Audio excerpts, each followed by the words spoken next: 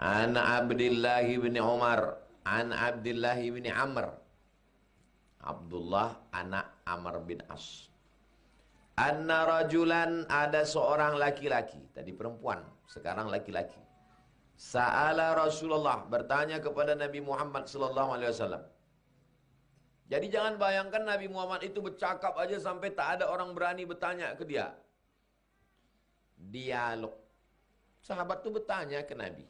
Bukan berarti mereka takut sama Nabi. Itu maka kita buka tanya jawab. Apa kata sahabat ini bertanya? Ayyul islami khairun. Siapa orang yang Islamnya paling bagus? Siapa orang yang paling bagus? Islam, Islam, Islam, Islam, Islam. Nah, di antara kita ini siapa yang Islamnya paling bagus? Apa jawab Nabi? Nantikan jawabannya setelah pesan yang satu ini. Nah, kalau di TV gitu dia datanglah iklan. Iklan encok, sakit kepala, ketiak hitam, rambut beketombe. Itu maka malas orang mendengar pengajian. Tahap apa iklannya? Ayul islami khairun. Di antara orang banyak ini, manalah yang Islamnya yang paling bagus? Apakah orang paling merdu suaranya? Apa yang paling panjang jenggotnya? Apa yang paling bagus bajunya? Siapa yang Islamnya yang paling bagus? Satu, tut'imut ta'am. Orang yang suka ngasih makan. Itu yang paling bagus. Orang yang suka ngasih makan. Itu yang paling bagus. Almarhumah mak saya ini, saya tinggal berdua sama dia serumah. Asal mau masak, nasinya banyak, gulainya banyak. Saya bilang, tuh apa mak masak banyak-banyak? Tetangga kanan kiri pasti dikirim. Tinggalnya di Jalan Sukakarya, sebelah kiri, belakang Masjid Ibadur Rahman. Ada 3 orang, 2 orang adik mahasiswa yang jadi imam situ. Kirim makanan ke adik-adik itu. Tak pernah dia mau memasak dia saja. Kalau dia masak, dibaginya.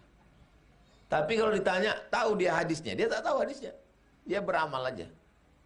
Setiap 6 bulan sekali dia pulang kampung. Buat kenduri tempat ayah, emak, atuk, nenek dia. Pergi ke pasar pagi Arengka, membeli daging yang segar, sampai rumah dipotong-potong, dimasaknya rendang. Dibelinya plastik untuk tempat nasi. Belinya di pasar pagi Arengka. 20 kotak. Nanti pergi dia naik bis dari Akap.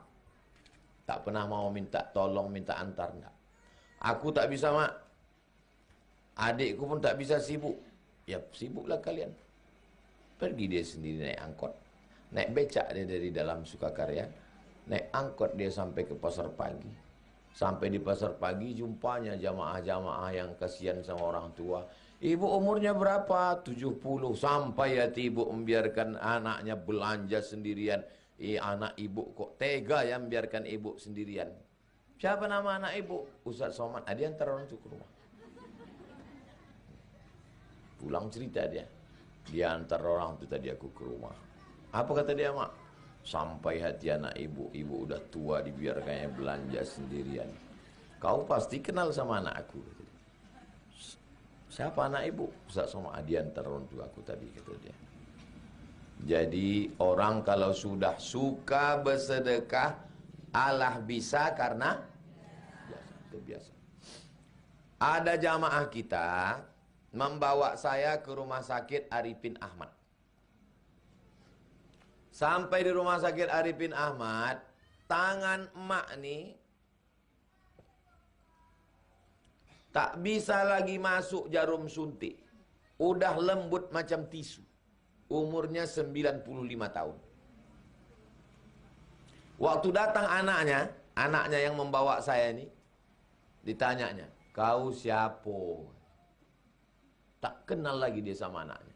Anaknya bilang, aku anak oma nomor sekian. Oh, iya. Habis itu ditanyanya, ini siapa? Maksudnya saya. Kata anaknya, ini Ustadz, mak. Terus berbisik dia ke anaknya. sedekah. Apa kata dia, Pak? Sedekah. Anaknya dia tak ingat, anaknya dia tak kenal. Anak yang dikandungnya 9 bulan 10 hari tak kenal dia. Tapi ada yang diingatnya. Apa? Sedekah. Lama saya terdiam. Yang saya khawatirkan kalau kita tua nanti, datang orang yang kita tanya, surat tanah, surat rumah, gelang, cincin, subang, anting, sendok, blender. Luar biasa. Anaknya masih hidup, bersahabat baik dengan saya. Maknya sudah meninggal. Allahumma firlaha warhamha. Jadi mak bapak tak ingat sama bapak? Tak ingat, Pak Ustadz. Tapi sedekah dia ingat. Ingat, Pak Ustadz. Kenapa dia sedekah? Karena dari mudanya dulu terbiasa bersedekah, Pak Ustadz. Sedekah, sedekah, sedekah. Dari kecil terbawa-bawa, sudah besar. Dari kecil terlonjak-lonjak, sudah besar terbawa-bawa, sudah tua terubah. Tidak. Nah, itulah maka dibiasakan dari kecil anak kita itu bersedekah. Tapi sedekah yang paling afdal kata Nabi, tut'imut ta'am, kasih makan, kasih makan. Makanya saya bilang, kita tak banyak duit untuk ngasih makan enak. Pagi belikan aja lontong. Beli lontongnya jangan jauh-jauh, sekitar jalan Kamboja nih.